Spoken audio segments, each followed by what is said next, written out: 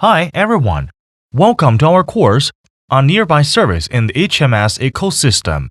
After taking part in this course, you will understand what Nearby Service in HMS 4.0 is and how to quickly integrate it. This course is divided into 3 parts.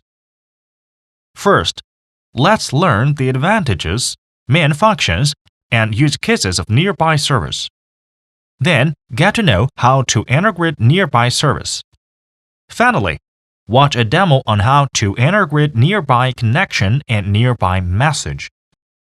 What is Nearby Service? Nearby Service allows apps to easily discover nearby devices and communicate with them using technologies such as Bluetooth, Wi-Fi, and LTE. It provides Nearby Connection and Nearby Message APIs. Nearby Connection enables nearby devices to broadcast, discover, and communicate with each other without connecting on the Internet. These communication channels can be used for secure data transfer with a high bandwidth and a low latency. Nearby Message allows message publication and subscription between nearby devices connected to the Internet. A subscriber and app obtains the message connect from the cloud service using the sharing code broadcast by a publisher, a beacon, or another app. What are the advantages of Nearby Service? 1. Precise proximity sensing triggers scenario-specific interaction and service and prevents location spoofing. 2. Easy-to-use Bluetooth and W-Line APIs automatically switch to the required communication mode without complex network configurations.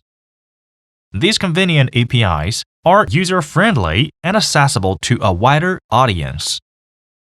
3. Superb performance outpaces the industry in speed of discovery and bandwidth with Huawei-developed protocols. What are the main functions of Nearby Service? First, Nearby Service lets your app discover nearby devices with multiple channels, transmission modes, and networking modes. Multi-channel discovery is collaborative and covers BLE, BT, Wi-Fi minimalist discovery, ultrasonic detection. Multi-channel data transmission is collaborate and covers BLE, BT, Wi-Fi hotspot, Wi-Fi PTP, Wi-Fi simplified transmission, and ultrasonic transmission. Multiple networking modes include Wi-Fi P2P, Wi-Fi hotspot, and BT self-networking, both 1-peer-1 and 1-peer-n. Diversified pairing includes BLE pairing, ultrasonic pairing, Wi-Fi pairing, and clock synchronization. Second, with flexible nearby messages, Nearby Service helps online services interact with offline devices. Message channels include Cloud Auxiliary Message and Near-Field Messages. The orchestratable message engine comprises a message-driving state machine, a message cache that submits messages to the state machine in sequence, and a serverless message execution environment. Nearby Service is also a complete management and O&M platform for beacons.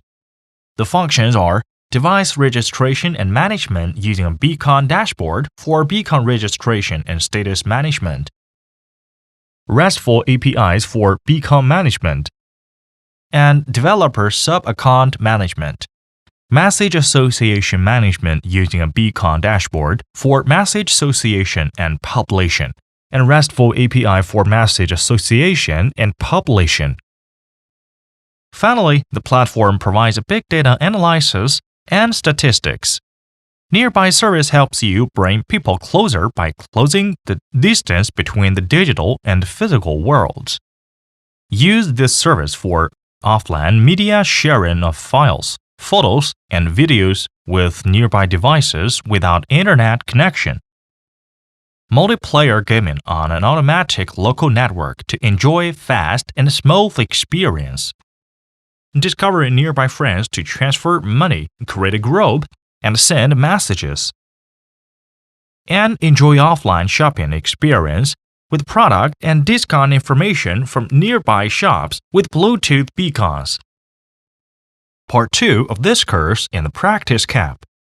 The Practice Camp is divided into 3 parts. How to integrate a nearby service, nearby connection demo and code, and nearby message demo and code. First, let's learn how to integrate nearby service. Before integration, configure app information in App Gallery Connect. Create a project in Android Studio. Integrate the HMS SDK. Configure the manifest file. Configure obfuscation scripts. And finally, request the necessary permissions for the app. Click this link for details on these preparation steps. Now, let me show you the procedure. Access the HUAWEI Developer Official website and click HUAWEI Mobile Services. Under Community, click Code Labs in the drop-down list. On the page displayed, scroll down to the Nearby Service Code Lab. To access the code lab of either Nearby Connection or Nearby Message. Let's try Connection. Click Start on the page displayed. Click Interaction Preparations. To prepare for integration, create an app in App Gallery Connect. Add the app package name. Create an Android Studio project. Generate a signing certificate. Generate a signing certificate fingerprint. Add a fingerprint certificate in App Gallery Connect. Add the Maven repository and plug in. Configure a project signature and finally synchronize the project. Now, let's open the build Grotto file in the app directory and add this code for integrating the Nearby Service SDK to dependencies. Add this code to the end of the file. We have now integrated in Nearby Service SDK. In Part 2, we will demonstrate nearby connection and explain the code. In our hypothetical scenarios, Mike is attending an exhibition. He wants to talk to a stranger, but he doesn't want to add friends to his phone. Michelle just bought a phone and wants to import some files from her old one. They need an app integrated with Nearby Connection. On this demo, there are 3 text boxes. My name, friend's name, and a content field for the message to send. And 2 buttons, begin to chat and send. Let's try it out. First, enter your name and your friend's name on 2 smartphones. On the first phone, enter Tom in my name and Jerry in friend's name. On the second phone, enter Jerry in my name and Tom in friend's name. Make sure these names are different or you will be prompted to change them. Tap Begin to Chat. Once connected, you can start chatting under the names you entered. Enter text on their phone and tap Send. The other phone will receive your text.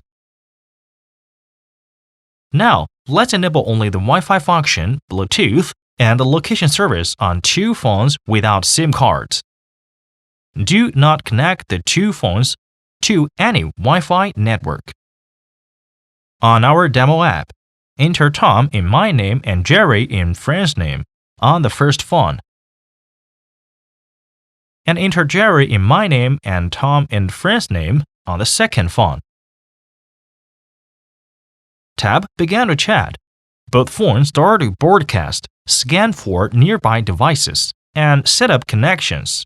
Look, they have connected to each other quickly. Since both phones have enabled Bluetooth and Wi-Fi functions, the Nearby Service SDK will select the best connection method for the environment. Now, use either phone to send messages to the other. Jerry sends hello to Tom, and Tom replies with hi. Both phones receive their message almost instantly.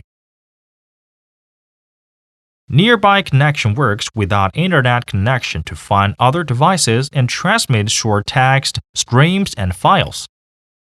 Here, we demonstrate transmitting text data. Feel free to try out the file and stream transmission functions in your app. To sum up, the procedure has 4 steps. 1. Check necessary system permissions.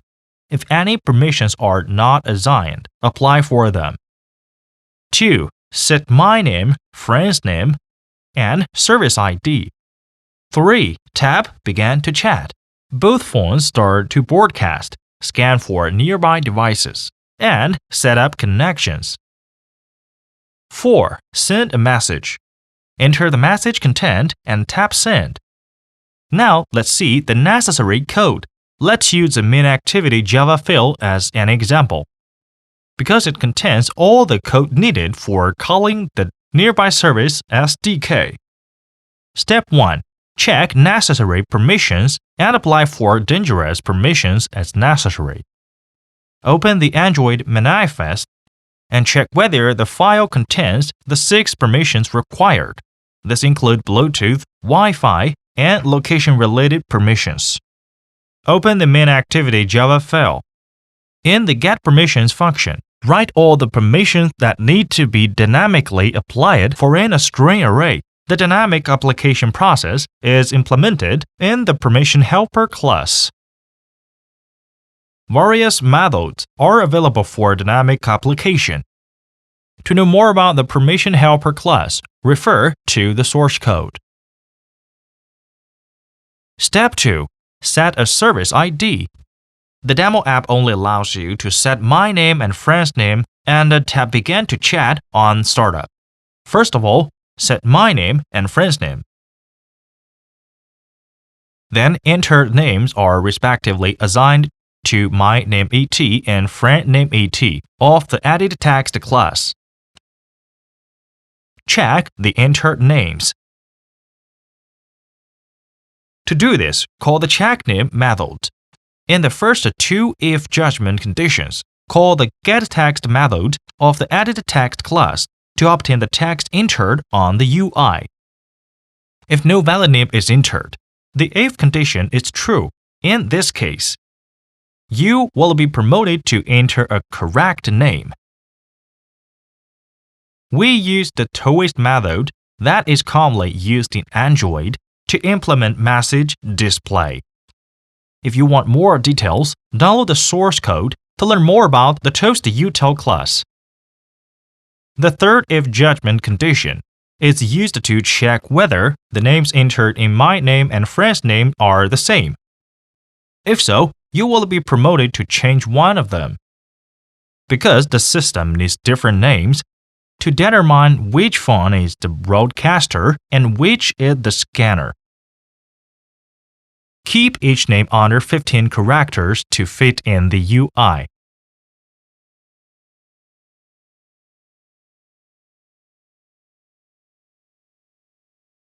Once both names pass the check, convert them to character strings and assign them to my name str and friend name str respectively.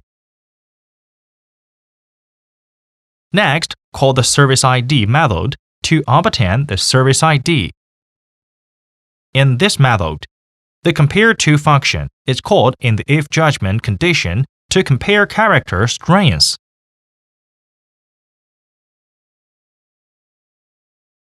If my name str comes before friend name str in alphabetical order, the compare_to function returns a value greater than 0, and if condition is true. In this case, the value of my service ID is my name str followed by friend name str.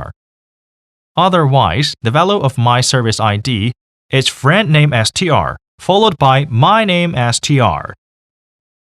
Now, we have set the service ID. Next, go to step 3 to set up a connection. Tap Begin to chat. First, display a message to tell the user that they are connecting to their friend. Then, disable input of my name and friend's name. and lock the Begin to Chat button. To run the Nearby Service SDK properly, you need to obtain the app context.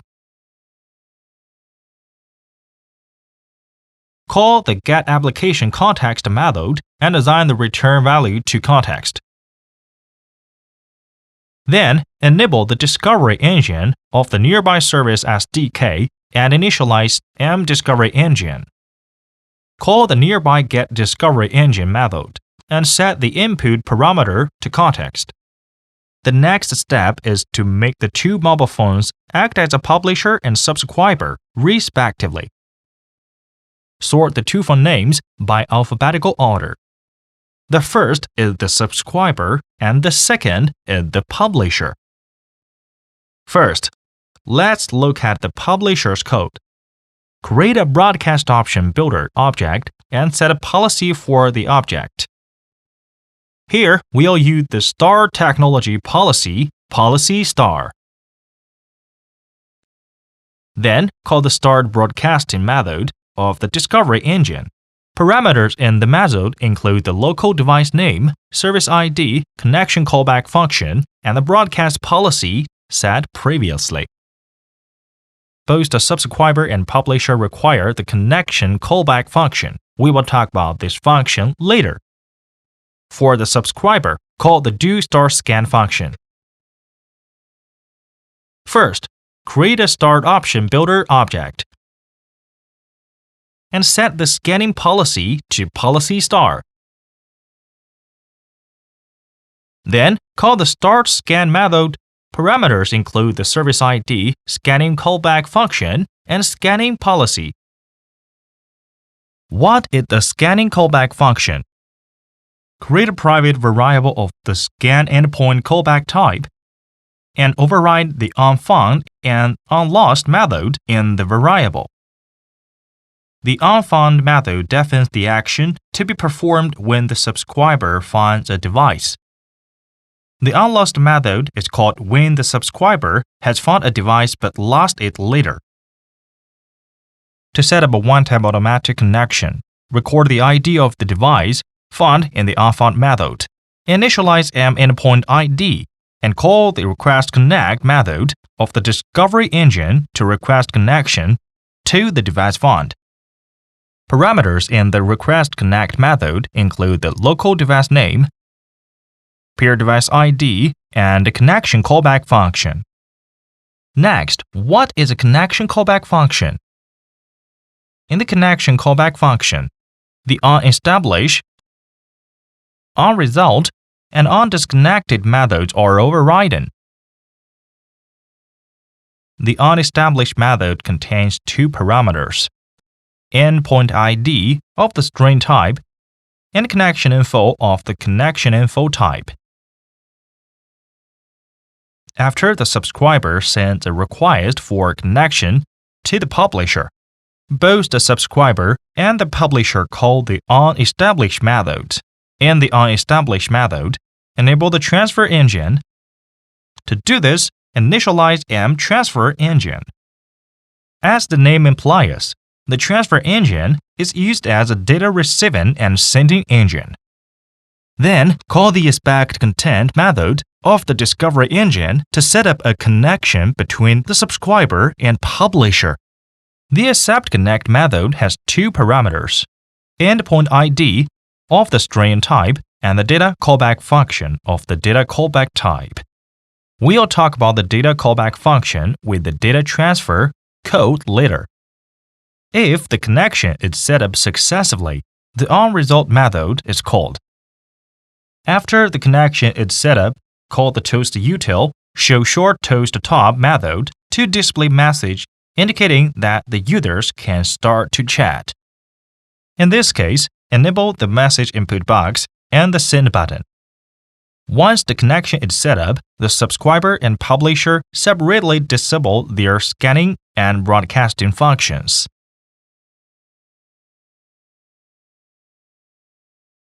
The onDisconnected method is called when the connection between the subscriber and publisher is interrupted.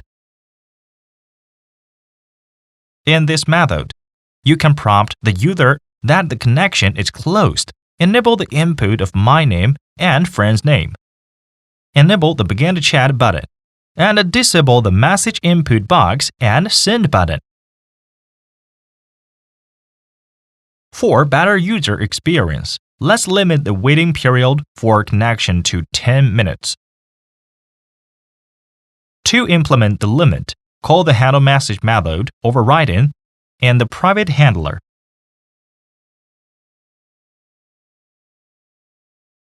In this method, check the connection result flag.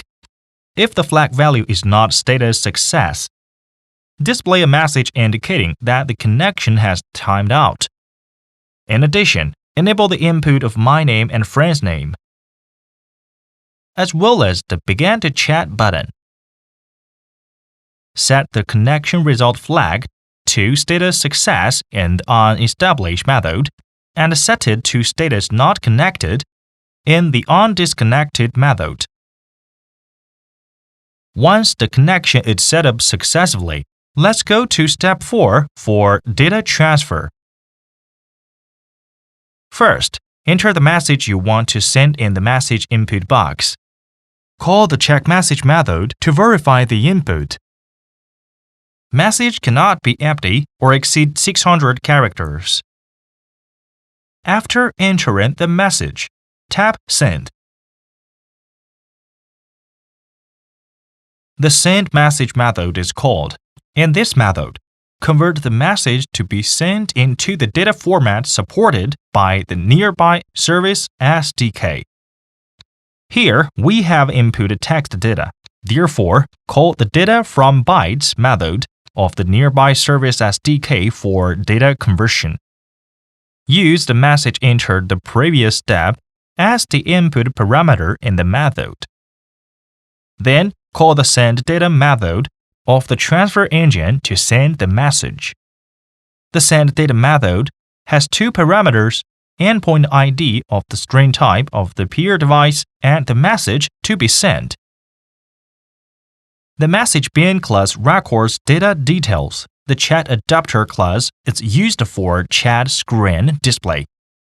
Details about the class are not needed for Nearby Service SDK call, but you can learn about them in the source code. When the peer device receives the message, call the onReceived method in the data callback function. The parameter data in the method indicates the message received. In this method, call the received_message function. The parameter is the received message. We won't describe the method in detail here. In Part 3, we'll demonstrate Nearby Message and explain the code. In our scenario, it is time for lunch.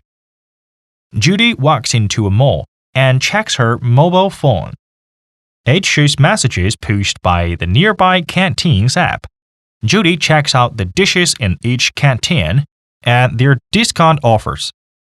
This app needs integration with Nearby Message. Now, let's have a look at the demo app. On the left, we see the app start to scan nearby devices and their messages. On the right, we see canteens A and B and their discount offers. Now, let's look at the demo and how we can do the steps on the web page and a mobile phone. On the web page, manage message published by beacons. On the mobile phone, the latest messages from beacons are displayed.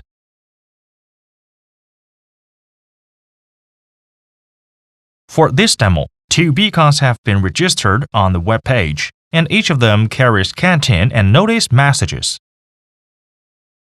The beacons are registered as Canteen A and Canteen B, respectively.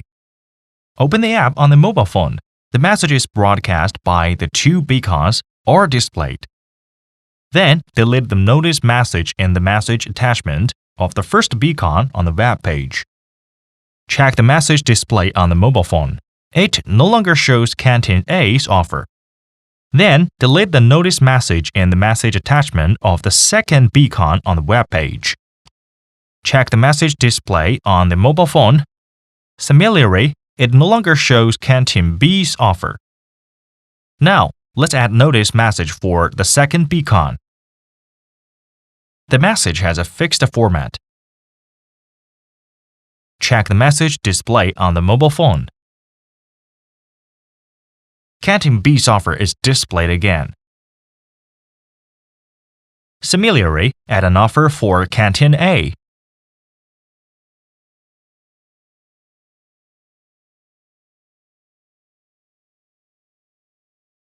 At least, delete the canteen message and notice the message for Canteen B.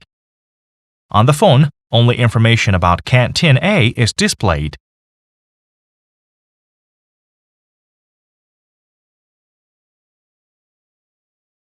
The system procedure consists of 4 steps. Step 1. Check for necessary system permissions. If any permissions are not designed, apply for them. Step 2. Manage beacons in App Gallery Connect. Managing involves registering beacons, creating message types, and configuring message attachments for beacons. Step 3.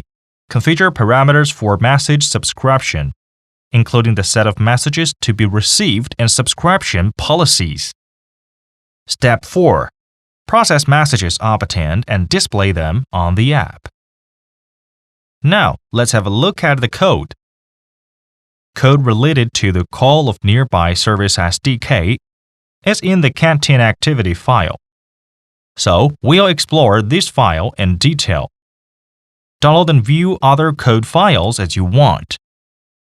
Step 1. Check necessary permissions and dynamically apply for dangerous permissions.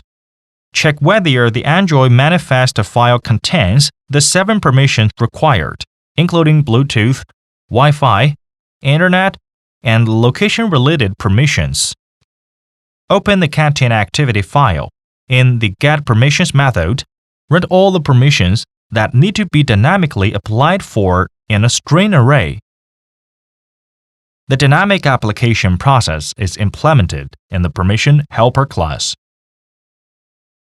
Various methods are available for dynamic application. To know more about the Permission Helper class, refer to the source code. Step 2. Manage beacons for the app in App Gallery Connect, including registering beacons, creating message types, and configuring message attachments. First, let's register a beacon. Set its ID and type, which determines its registration method. Obtain the beacon ID and type from apps provided by beacon manufacturers or third-party beacon management apps downloaded from the Internet. Let's work through the process using Sensoro, a beacon vendor app. Now, let me show you the demo video.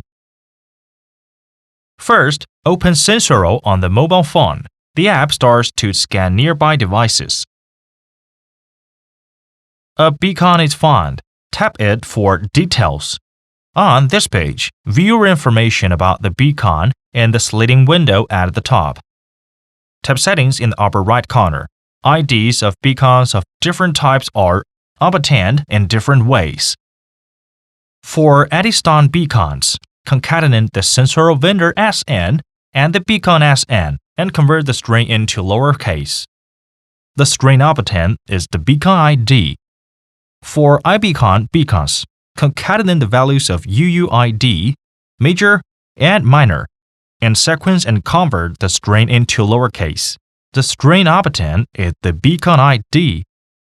After obtaining necessary information about the beacon, register the beacon on the web page. For details about subsequent steps for registering the beacon, creating message types, and configuring message attachment for the beacon, please refer the code lab on HUAWEI Developer. Where can you find the code lab at developer.huawei.com? Here the quick walkthrough to the code lab of Nearby Message. Click Start to view the document. Click Beacon Management to learn how to manage beacons. Step 3. Obtain messages. In this step, you need to specify the set of messages to be received, configure policies for subscribing to messages, and obtain messages based on the policy. First, to ensure that apps scan nearby devices and their published messages upon startup, call the int_view method in the onCreate method. In the int_view method, obtain the global information about the app, and then call the nearby getMessageEngine method to initialize the message engine. In addition, initialize information about discount offers and canteens in the init method.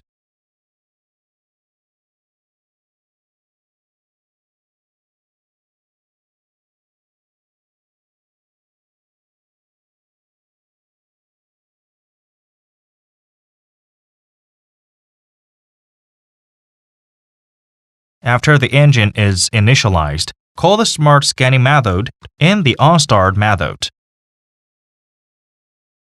In this method, create a message handler object and override the onFound and onLost methods. The onDistanceChanged and onBleedSingleChanged methods are not involved in this demo and therefore are not introduced. The onFound and onLost method is called when a message is found or lost. We'll learn about these methods later. Then, construct a message picker object. When a nearby beacon is found, the message picker object is used to restrict the type of messages received by the app. In this demo, the include all types method is called to allow the app to receive all the types of messages. Set the type of messages in your app.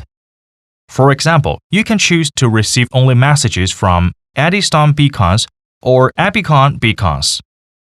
Then, configure a policy for subscribing to messages. Create a policy object to configure 1.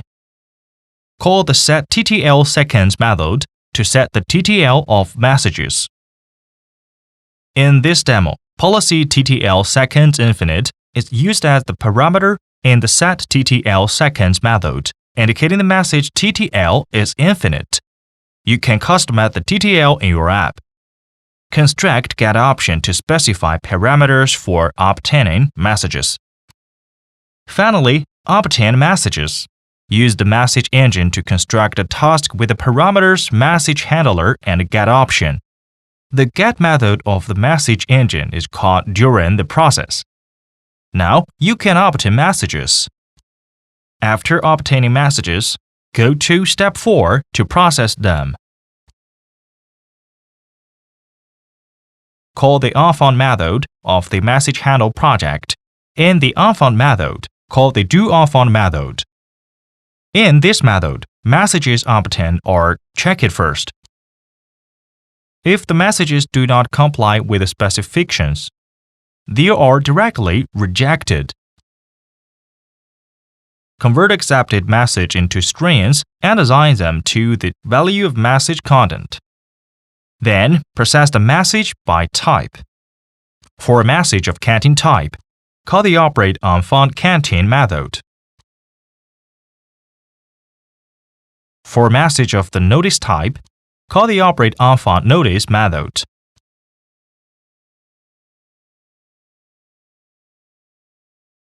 First, how does the operateOnFoundCanteen method work? In this method, messages of the canteen type obtained are checked. Then, messages that comply with specifications are displayed. There are two methods of displaying messages. Method 1. Call the sendNotification method to push messages to the notification bar on the mobile phone.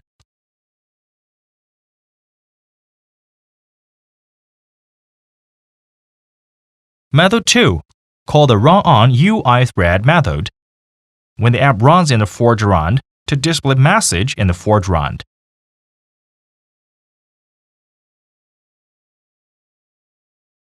Next, how does the operateOnFoundNotice method work? In this method, messages of the Notice tab obtained are checked first. If the messages do not comply with specifications, they are directly rejected. Then, messages that comply with specifications are displayed. in this case called the push notice method. The push notice method calls the run on UI thread method to display notice messages in the foreground of the mobile phone. If any obtained messages are lost, call the onLost method. In the onLost method, the implementation of the doOnLost method is similar to that of the doOnFound method and therefore will not be introduced. Now you have learned how to integrate nearby message. That's all for Nearby Service. Thank you for watching.